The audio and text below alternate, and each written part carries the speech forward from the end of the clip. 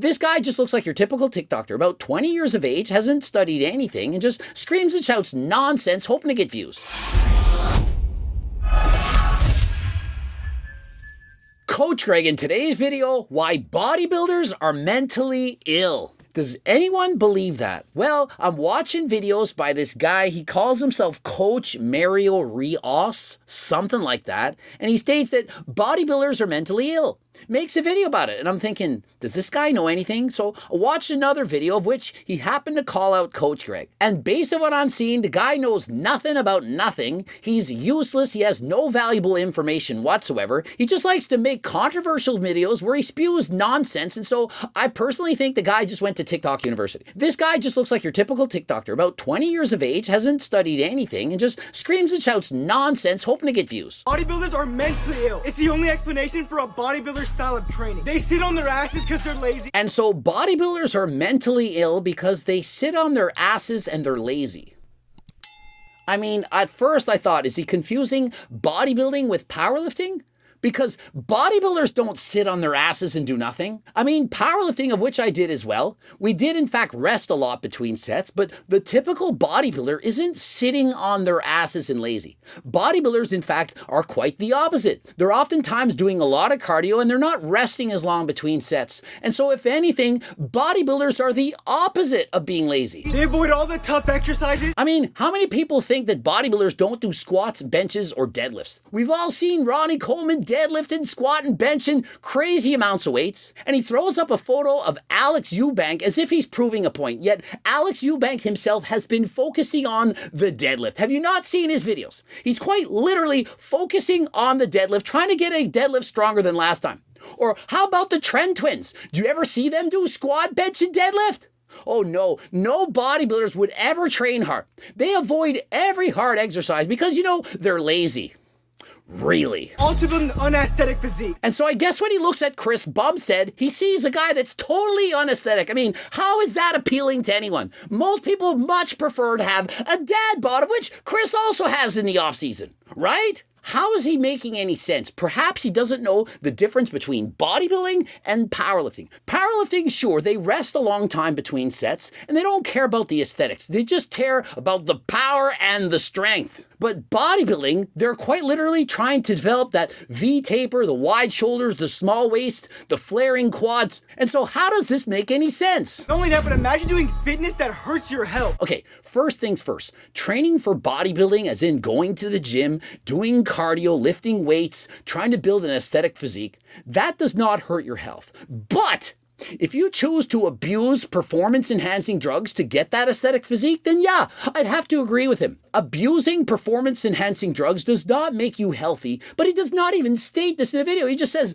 all bodybuilders are mentally ill. Building muscle that hurts your looks, health, and performance just means there's something wrong with you. Building muscle does not hurt your health, looks, and performance. Think of it. The majority of people in any sport are oftentimes seen in the weight room. Now, if this were the 1960s, people used to say, if you train with weights, it's going to make you muscle bound. It's going to hurt your performance. But in later years, people discovered, wait a minute, if you lift with weights and get stronger and you continue to work on your flexibility, you work on your craft, you're only going to get better. And so everything he stated is nonsense. It doesn't make sense. He's just doing this to get views, to capture attention so that you can make comments saying, why would you say this? And next up, let's see him try to make fun of Coach Greg and put him down and say he doesn't know about anything when I'm going to prove he has no knowledge whatsoever. He's just spewing nonsense.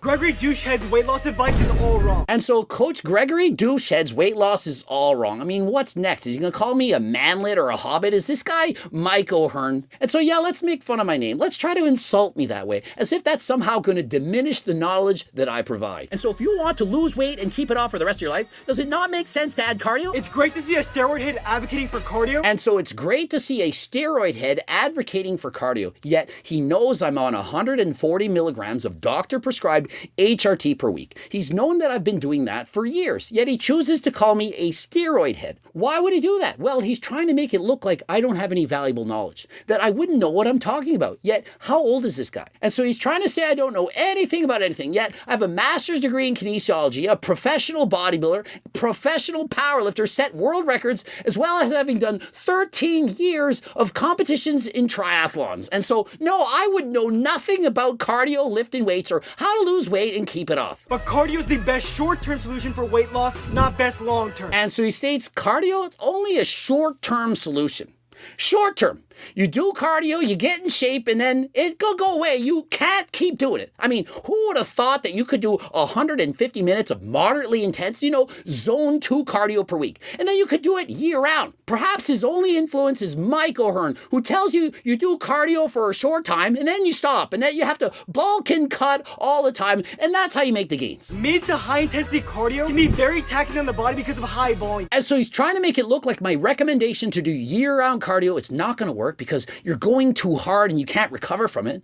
But I don't say to do that in the first place. I'm not a fan of people doing HIIT cardio, very hard cardio, as it's very difficult to recover from. And I even state to people that if you're doing your cardio and you're sore the next day from it, that you've gone too hard. To ease off, go a little bit easier.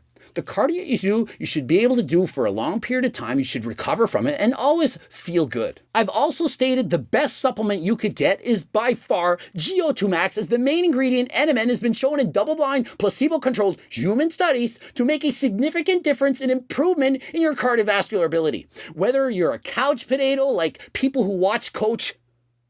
And so whether you're a couch potato, as the subscribers to Coach Mary Rios must be, or you're an elite athlete, like guys who subscribe to Coach Greg. So regardless of who you follow, you can benefit greatly from GO2 Max. Code Greg, 10% off. Click the link in the description. And with that comes an increase in appetite. Well, of course you do. You're burning off a bunch of calories. But guess what? It's only by about 50% or even in fact less. And so if you go out and do cardio and you burn 500 calories, your body's going to say, hey, you burn off 500 calories. You need to eat more. Eat another 250 calories. But the net result, you're still in the hole 250 calories. Calories in, calories out, that's how you lose weight. And because you're still in a 250 calorie deficit, you're obviously going to lose weight. And guess what else causes you to be hungry? Lifting weights. And so let's say you go to the gym and burn off 300 calories, your body perhaps going to make you eat about 150 back. You can still lose weight. You can lose weight from doing cardio, you can lose weight from lifting weights. But you're going to lose more weight from doing cardio because it burns off far more calories than when you're in a gym lifting weights. So in terms of satiety, it's not great, and intensity, it will get in the way of your weightlifting routine, which is the best long-term solution for weight loss because muscle is active tissues. So unlike fat, it burns calories. Oh, and so we have a 20-year-old TikToker who states that unlike fat, muscle burns calories. Well, I guess he didn't know that fat or adipose tissue also burns calories. A quick glance on the internet, and not that this guy knows how to use it. I mean, I'm 47, even I know how to use Google. Watch this. Let's see what it says. According to Wharton, 10 pounds of muscle would burn 50 calories in a day spent at rest. Well, it's actually about 59 according to that. I don't know why they rounded down, but typically 10 pounds of muscle burns about 60 calories. My personal belief, it's probably about 80, as it does vary from person to person. Male or female, different people burn different calories with their muscles at rest. While 10 pounds of fat would burn 20 calories. And so 2 calories per pound of fat is burned if you just sit there and do nothing. And so clearly fat does burn calories. Because muscle's active tissues. So unlike fat, it burns calories. Muscle clearly burns more calories than fat. But did you know that various parts of the body, various tissue burns different numbers of calories? For example, the brain burns far more calories than your muscles. You're thinking, yeah, of course, chess players burn 1,000 calories an hour because their brains are thinking. Well, it's true. The brain burns far more calories than muscle, but the brain, it's not that big. And so even though it's burning a lot more calories, it's not going to burn nearly enough to make a significant difference on your calorie burning needs. And the heart, very, very active, far more active than the brain. Heart's constantly beating, burns far more calories than human muscle. So the more muscle you build, the more calories your body will burn. And so perhaps he doesn't follow Jeff Nippert. I mean, he probably only follows guys who are on TikTok. Or perhaps Mike O'Hearn. He likes to follow guys who have very interesting memes. Baby, don't hurt me. Which will keep off the bad weight and put on good weight. And in terms of aesthetics, if cardio is your priority, you will never look good. And so if you add on 10 extra pounds of muscle from lifting weights, you're going to have an increased metabolism by about 60, perhaps 80 calories per day when sitting at rest, but perhaps more if, guess what? You're doing cardio. Imagine if you use those extra pounds of muscle and you use it to perform cardio at a faster pace. For example, Coach Greg, 5 years ago, I started bike riding again. I'm doing 15-minute bike rides and I'm going very slow because I'm out of shape, because I'm not doing cardio 150 minutes a week. But then I continue to do my cardio. I get faster. And over the years, now I can do an hour of cardio or more. I don't even get sore. I don't even have to push hard. I can burn 1,000 calories in an hour. Remember, the body makes you hungrier after. Yeah, and so I want to eat about 500 calories more. And so notice my physique. I'm not blasting gear, yet I can eat almost everything I want because I am in fact doing cardio. And when you perform cardio, it lowers your genetic set point. Your body wants to maintain a lower level of body fat. And so in relation to how many calories you're eating, you actually produce less ghrelin and more leptin. You're more satiated, more full, while being at a lower body fat percentage. And so if you had to pick between cardio and lifting weights to maintain a lean physique for the rest of your life, by far, cardio is going to be the winner. Don't believe me? Let's look at guys with a ton of muscle. For example, Eddie Hall, 375 pounds, clearly has a ton of muscle. But why is his body fat far above 30% if the guy has so much muscle? He's clearly put on, 100 pounds of extra muscle? Why is he not shredded? Because the more muscle you have, the more your body wants you to eat. Did you ever think about that? Also, current world's strongest man, Mitchell Hooper, tested his body fat, 29.5%, but he's 315 pounds, clearly has a ton of muscle. Yet he's not shredded, and nor should he be. But when he used to do marathons back in the day, the guy in fact was a lot leaner. Why? Because he was doing cardio. And so which do you think is actually better to stay lean? What does the evidence support? And so rather than following some TikToker who's perhaps 20 years of age, probably hasn't studied any of this aside from scrolling through videos, swiping left and right, thinking he knows a bit about everything, he doesn't know nothing. He knows diddly squat. He probably doesn't even know how to squat. And in terms of aesthetics, if cardio is your priority, you will never look good. And so I guess Coach Greg looks like shit. 47 years of age. I used to look good. Now I have a horrible physique from doing 5 years of cardio. And remember, I do way more cardio than lifting weights. I lift weights once every 3 days, yet I do cardio 6 days a week. And not only that, I'm not just doing zone 2 cardio, I'm doing hard cardio. I'm a competitive cyclist. I'm not saying everyone needs to be competitive with their cardio and push themselves the way I do. I'm preaching zone 2 cardio. Yet, do I look like I have a horrible physique? And so the reason why most marathon runners or cyclists look very thin, it's because they avoid lifting weights for the most part. They're trying to be as light as humanly possible to be competitive in their chosen sport. But if you're the average person and you do zone 2 cardio,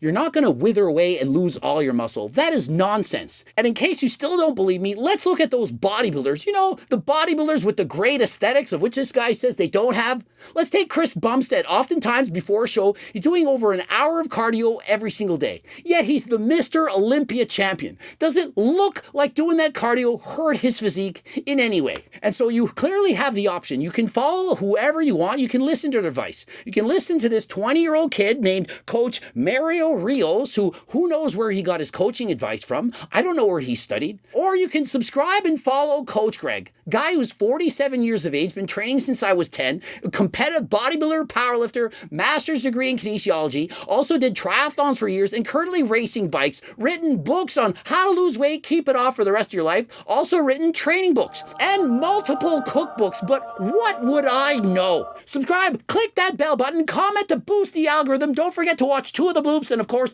cookbooks, training books, coaching plans by me and my team, the Harder Than Last Time clothing line. You get everything there. If you have no money, head over anyway. I got a free diet and training program. It's up to 50 pages in length. Enter your first and last name, email address. Voila, it's up to you. Head over. Out.